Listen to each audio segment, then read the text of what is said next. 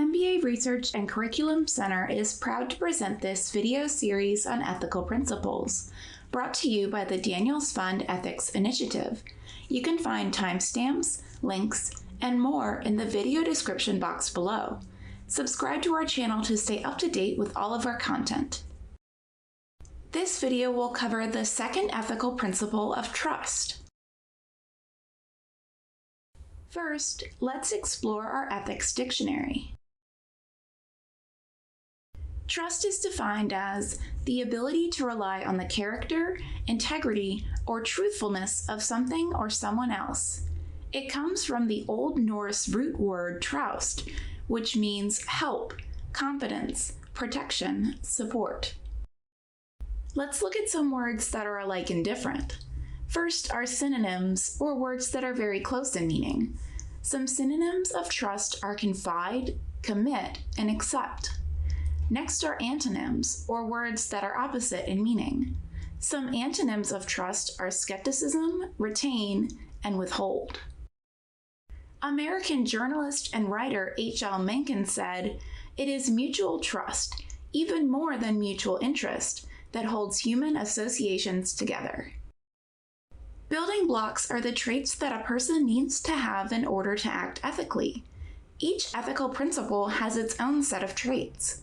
What building blocks are associated with this principle? Trust's first building block is dependability. Dependability means reliability, or doing what you say you will do. You might hear someone say, "I have a tried and tested recipe," meaning they have a recipe that they can depend on to turn out well. Let's look at an example. Your history teacher has given a group project assignment, and your group is planning to meet on Saturday to practice for the project presentation. If a friend wanted to go to an amusement park that day, a dependable person would decline and explain that they already have plans. Trust's second building block is loyalty. Loyalty means faithfulness and devotion to a person, ideal, or company. You might hear someone say, "He's a true blue friend," meaning that person is a completely loyal and devoted friend. Let's look at an example. You have just gotten into an argument with your friend. When she says that she doesn't have time for this and has to go to an interview, you notice that she has lipstick on her teeth. A person that is loyal to their friend would tell the truth, even if they were mad at her. That way, she can be prepared for her interview. How do the building blocks of trust work together? Can you have one without the other? Being dependable might cause others to rely on you, but they won't fully trust you unless they believe that you are also loyal to them. Let's look at an example. Anna has been working all summer at an ice cream shop. One Friday night, Anna's coworker asks her if she wants to lock up early and go out. Anna says no and stays at work since she knows her boss is depending on her to keep the store running. When Anna's boss asks her if any employees are leaving early, Anna tells him the truth because she is loyal to the company. When you combine dependability with loyalty, you'll become a person that others can count on, believe in, and trust. In other words, you'll be trustworthy. We can learn more about the consequences of behaving without ethical principles from events in the past and present. The following story is just one example.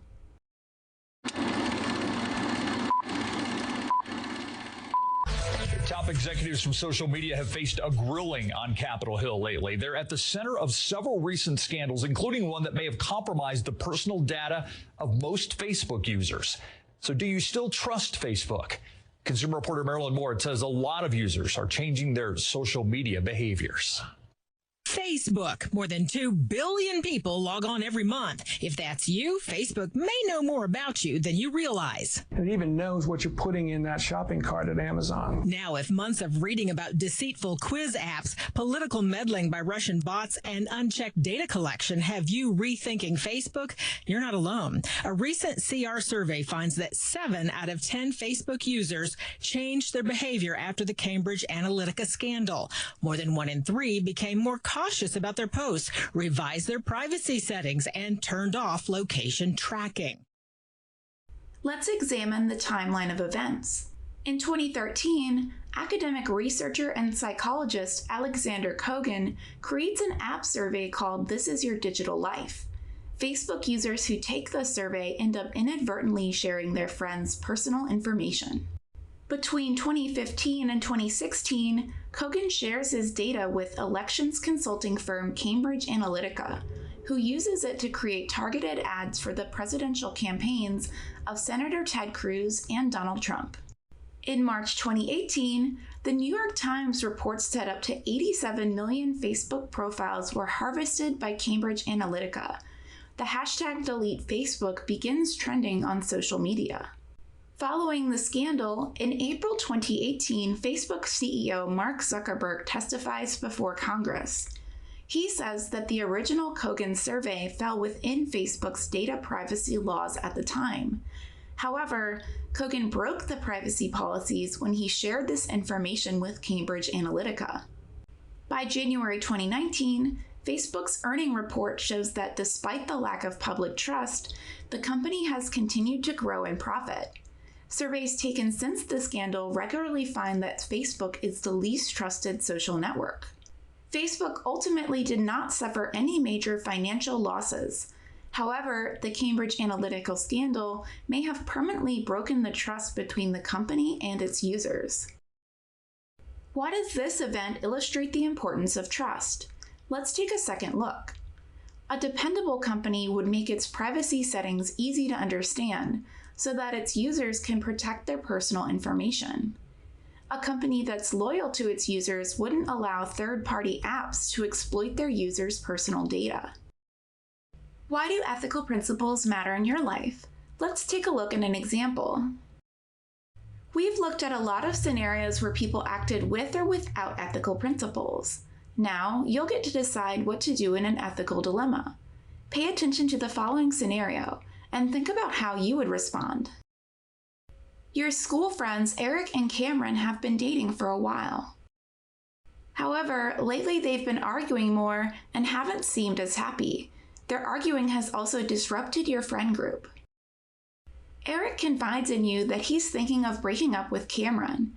He says that he's not sure about it yet, and you promise to keep it to yourself for now. In the real world, there are many ways you could respond to this problem. However, in this hypothetical scenario, you have 4 choices available to you. 1. Tell the friend group that Eric and Cameron are a part of.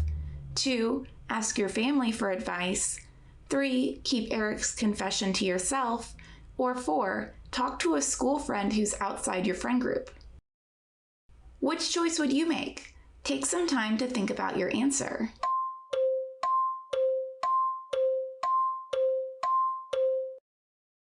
What choice did you decide to make? Let's explore some of the benefits and drawbacks of each choice. If you picked choice 1, you told the friends that know Eric and Cameron. This is the most unethical choice.